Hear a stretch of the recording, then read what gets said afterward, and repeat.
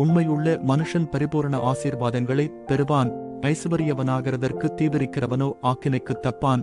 நீதிமொழிகள் 28வது அதிகாரம் 20வது வசனம். நம்பிக்கை ஆசீர்வாதங்களை கொண்டு வருகிறது. நாம் தேவனை நம்பி அவரது வழிகளில் நடக்கும்போது அவர் நமது வாழ்வில் ஆசீர்வாதங்களை பொழிவார்.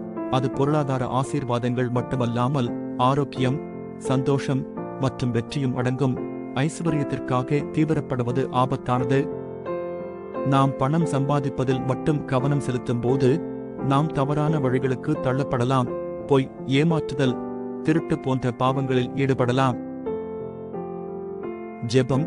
நம்பிக்கையான தேவனே, உங்கள் ஆசீர்வாதங்கள் என் வாழ்வில் பாய்ந்து உங்களுக்கு மகிமை கொடுக்கவும் மற்றவர்களுக்கு ஆசீர்வாதமாகவும் இருக்க என்னை அனுமதிக்கவும். இயேசு கிறிஸ்துவின் நாமத்தில் ஜெபிக்கிறேன் பிதாவே, ஆமென்.